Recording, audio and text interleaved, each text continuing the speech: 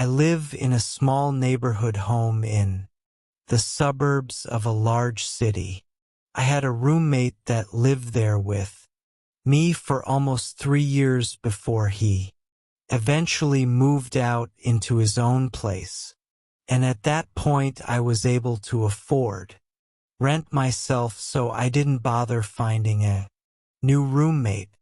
However, during the weeks following his absence, I began to experience things that I could not explain.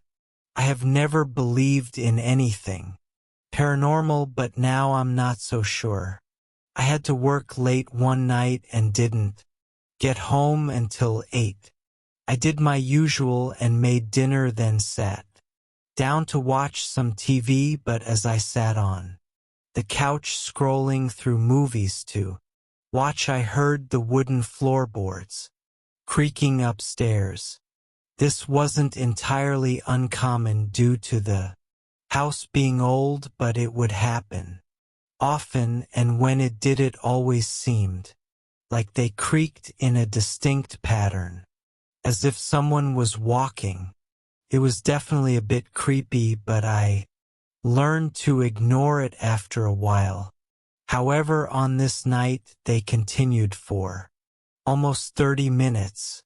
I muted the TV and listened as the noises would travel slowly across the entire upstairs, moving room to room. This definitely freaked me out more than usual, and I thought that there might actually be someone upstairs. I stood up and shouted, hoping to scare them out or to at least know that it was just the old house so I could continue with my night. But as soon as I shouted, the creaking stopped. I waited, listening for anything else, but after a few minutes of silence, I decided to check upstairs myself. I went to the kitchen and grabbed a knife just in case, and then I made my way up. I went room to room, checking every inch of the place, but found nothing. Everything was where it had been, and there were no signs of anyone being here. I figured it had to be just a really big coincidence that the noise stopped as soon as I shouted, and I made my way back to the couch to try and forget about it. I ended up going to bed around 12 after watching a short movie. I laid there in bed for a while. I was really tired, but for some reason I just couldn't fall asleep. After a little bit, I got up to use the bathroom. The way my house is set up, my bedroom was on the right side of the hallway upstairs, and the bathroom is right across from it on the left side, so I opened the door and stepped into the hallway. But just as I did that, I heard whispering voices coming from down the hallway and in the spare bedroom where my roommate used to stay. I stood there for a few seconds, listening and trying to collect myself. Then I slowly and quietly moved closer to the spare bedroom, and as I got up right next to the door, I leaned with my ear against it. It sounded like multiple voices whispering to each other, but it was indistinct or in another language. As I stood there listening, the voices began getting louder and closer to the other side of the door until it seemed as though they were just inches away. Again, I never believed in anything paranormal before, and even then I refused to believe it. I'm a bigger guy and I don't get scared easily, so I angrily pushed the door open, ready to fight whoever was there. But with the door wide open, my whole world stood still as I saw nothing but an empty room. In that moment, I was more terrified than I'd ever been in my entire life. The horror I felt surged through my body was unbearable. I turned around and ran out of the house and straight to my parked car. I sat in there staring at the house as I called my roommate. It was so late I wasn't sure if he'd pick up, but thankfully he did.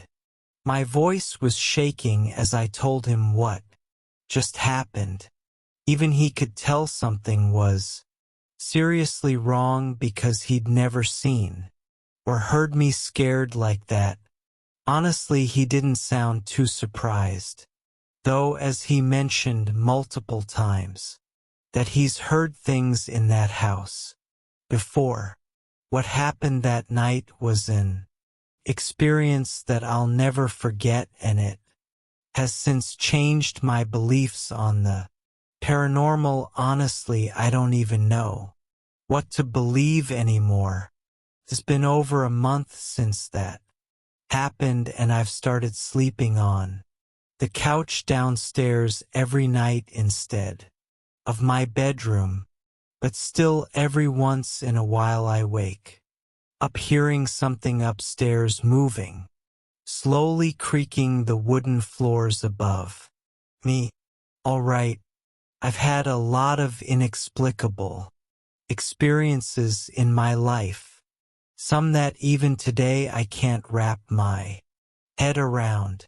My first thought isn't necessarily that it's the paranormal, as I'm not sure if I believe in that kind of thing. I have an open mind, but I don't buy into things that easily.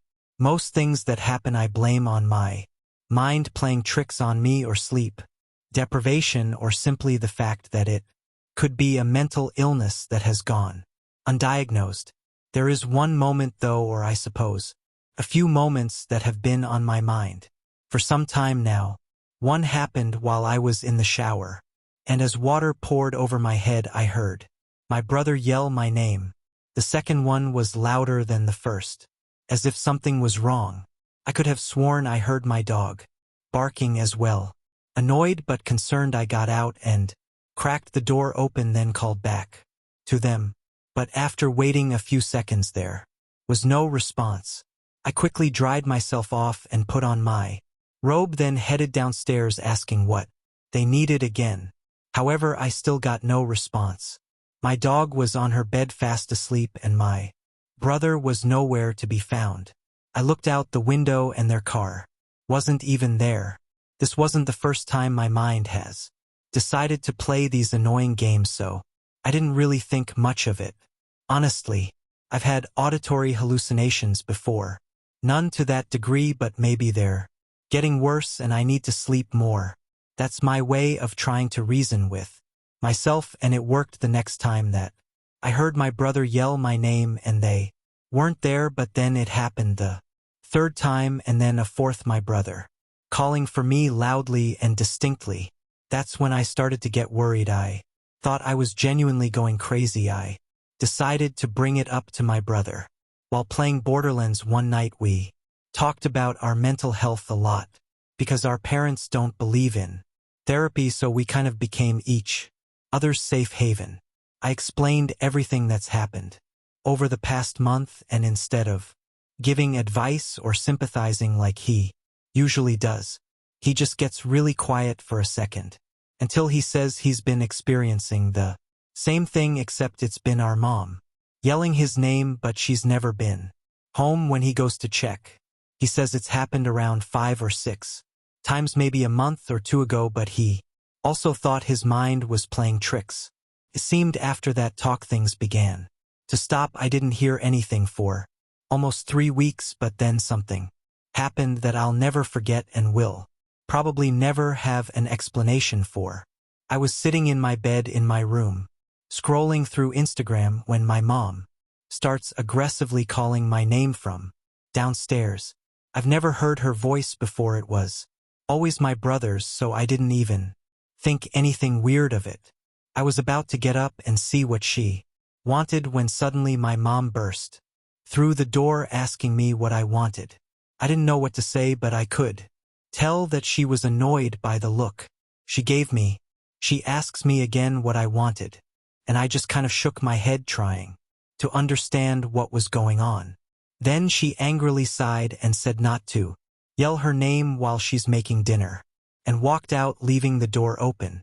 Still in shock, I got up to close the door, but as I walked across the room my heart stopped when I came to the realization. I immediately sprinted over to the window and looked at the driveway. My mom was at work. I slammed my door shut and sat on my bed, crying as I called my brother. I was absolutely terrified and wanted to get out of the house but couldn't even get myself to go downstairs alone. My brother didn't pick up as he was at work, so I was left stuck there. I ended up locking myself in my small bathroom while I waited for either my brother or my mom to get home from work, though I knew it would be hours.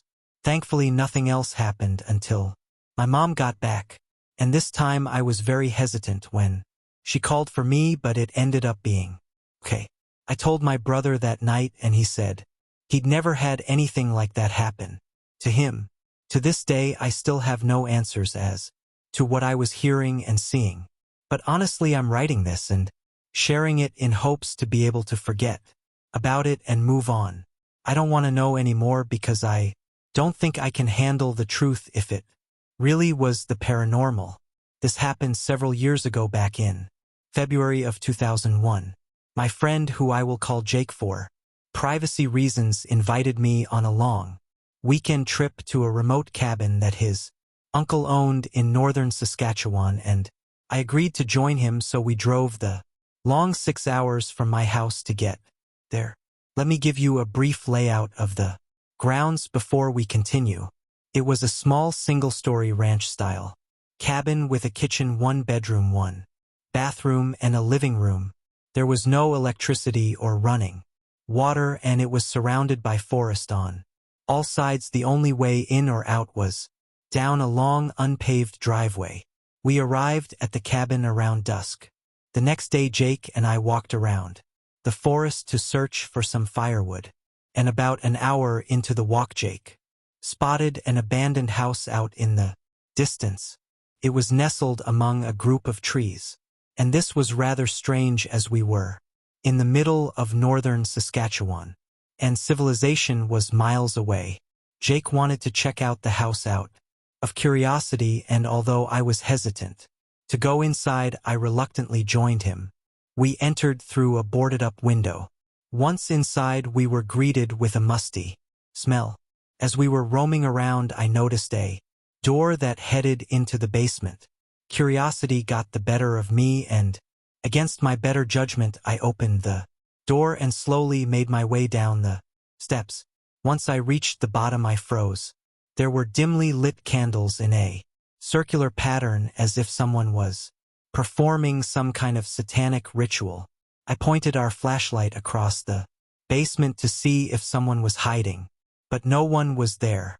After doing some exploring, I discovered there was an empty alcove behind the stairs. As I made my way back to the steps, I saw something out of the corner of my eye.